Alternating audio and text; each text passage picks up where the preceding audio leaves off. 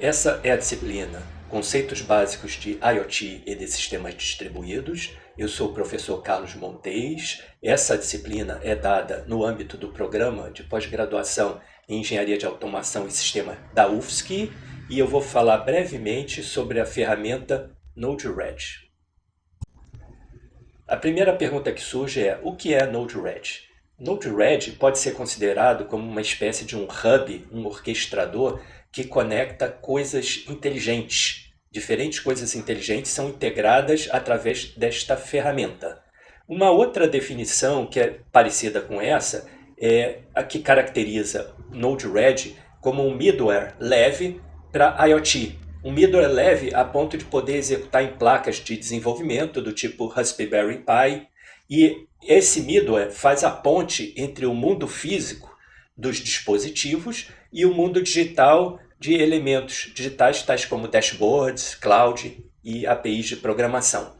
Se vocês entrarem na página do Node-RED, ele vai definir essa ferramenta como uma plataforma de programação low-code. Uma plataforma de programação low-code é aquela que a gente programa, em vez de usar linhas de código, a gente programa através de elementos visuais. Então, nós arrastamos blocos e programamos ligando esses blocos, fazendo fluxos de blocos. Então, Node-RED ele é composto de nodes. E o que são nodes? Nodes, ou nós, ou nodos, são módulos funcionais, ou blocos, que representam entrada, processamento e saída em um fluxo. O Node, o Node-RED se fundamenta em cima de uma outra tecnologia chamada Node.js, Node JavaScript, que foi criada em 2009 pela IBM com a motivação de criar uma ferramenta simples para conectar dispositivos, APIs e serviços online sem ter que escrever um monte de código repetitivo. O Node-RED ele tem raízes sobre um conceito que é mais antigo do que o conceito de IoT, que é a da computação ubíqua. Na computação ubíqua e pervasiva, a ideia é que os dispositivos estão espalhados no ambiente e eles desaparecem no meio desse ambiente, trocando dados entre si, sem a necessidade da intervenção do usuário. Então essa era a ideia da computação ubíqua e através da computação ubíqua o desenvolvimento levou ao desenvolvimento de Node.js. O Node.js, por sua vez, ele é baseado na linguagem JavaScript. JavaScript é uma linguagem interpretada, leve, orientada a eventos, principalmente usada para desenvolvimento de web. Ela foi criada em 1995 pelo Netscape. O Netscape era um browser, um navegador. E hoje em dia nós temos o Mozilla Firefox como um herdeiro direto do Netscape. Então o propósito de JavaScript era também porque é parecido com a do Node.js, permitir a interatividade, só que aí no caso de páginas web, validação de formulários, animações e elementos HTML internamente no browser. O desenvolvimento de JavaScript ela teve uma forte relação com o desenvolvimento de um outro conceito que se chama Web Service, que já esteve muito em voga. O Web Service, a ideia era um paradigma para desenvolver serviços web que eram ideais para expor APIs, objetos sockets, através desse serviço Web Service.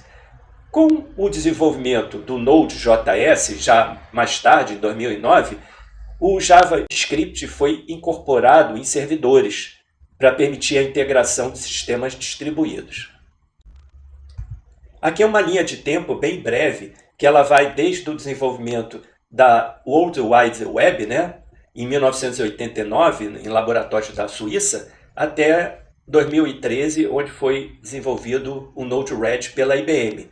Então, em 1991 foi cunhado o termo computação ubíqua, em 1995 foi proposta a linguagem JavaScript, em 99 foi cunhado pela primeira vez o termo IoT, e em 1999 também foi desenvolvido um protocolo muito importante para a IoT, que é o MQTT, o MQTT, pela IBM, que é um protocolo de comunicação Publisher-Subscriber que ele é muito importante para as comunicações da internet das coisas. No final também dos anos 1999, no início de 2000, surgiram web services. Em 2009, o Node.js e culminou com o Node-RED em 2013. Aonde nós vamos implantar o Node-RED? Eu fiz questão de aparecer novamente a figura aqui do Node-RED como uma espécie de um hub interligando as coisas. E a pergunta é, onde nós vamos instalar este hub? Não é natural que a gente pense imediatamente em instalar ele localmente no próprio desktop, no próprio computador que nós temos? Teria como vantagem o controle total do ambiente. Ele está instalado localmente, né? Mas uma das desvantagens é que ele consome os recursos locais. Mesmo quando eu não estiver fazendo atividades relacionadas à internet das coisas, eu esteja fazendo minhas atividades do dia a dia, o Node-RED vai estar consumindo os meus recursos locais. Uma outra alternativa muito proposta também é instalar em placas de desenvolvimento, do tipo Raspberry Pi, BeagleBone. Então, ela tem a vantagem que quando nós temos a internet das coisas que está embarcada diretamente nesses tipos de equipamento, nós vamos usar o Node-RED como uma espécie de um hub conectando os componentes localmente. Quais são as desvantagens? Elas são naturais desses próprios dispositivos, né? Porque essas placas de desenvolvimento, elas têm capacidade de processamento e de armazenamento limitada, né? Uma outra alternativa muito usada é instalar na nuvem, né? Ou nas nuvens. Quais são as vantagens? Alta disponibilidade e escalabilidade. São vantagens naturais existentes na nuvem, né? Porque se o meu computador estiver desligado, se ele estiver em manutenção, se eu viajar para outro país, o serviço continua disponível, né, para funcionar.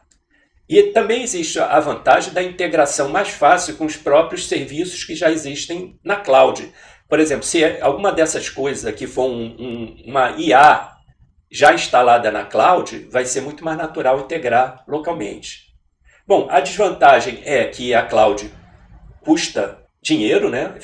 É uma desvantagem financeira, ela normalmente cobra por uso, e a outra desvantagem é que a latência da comunicação vai depender da rede que interliga as coisas a este hub, né? Que ela vai estar mais distante, vai estar na nuvem. Outras propostas para implantar o Node-RED é colocar em servidores, Linux, Windows, ou colocar, seguindo o paradigma de computação na borda, colocar em Edge ou Fog Compute, né? Colocar na borda de um sistema computacional. Essa aqui é a aparência básica da ferramenta Node-RED. Nós depois vamos ter um vídeo específico só sobre aplicações Node-RED. Mas vocês podem ver que Node-RED ela é baseada em fluxo de nodos, né, de nodes. Então nós temos uma área onde nós temos os nodos, os nós, interligados. O programador vai fazer essa interligação, vai criar os fluxos. Esses nodos vão ser arrastados de uma paleta de nodos que tem aqui do lado esquerdo da tela. Então, ele já, ao instalar o Node-RED, ele já tem um conjunto básico de paletas para usar. Mas o programador pode instalar novas paletas. Por isso, ele tem um menu principal aqui que tem uma série de comandos que ele pode usar no Node-RED. Uma delas é gerenciar a paleta, no qual ele pode achar na internet novos nodos para instalar. O programador também pode ter vários fluxos. Então, aqui tem uma aba de fluxos, onde ele pode, no caso específico aqui só tem um, tá? Só tem o fluxo 1 com esse código aqui, né? Mas ele pode ter várias abas aqui de fluxo, cada um com o nome que ele deseja dar, e cada vez que ele escolhe, muda, obviamente, o código associado ao fluxo.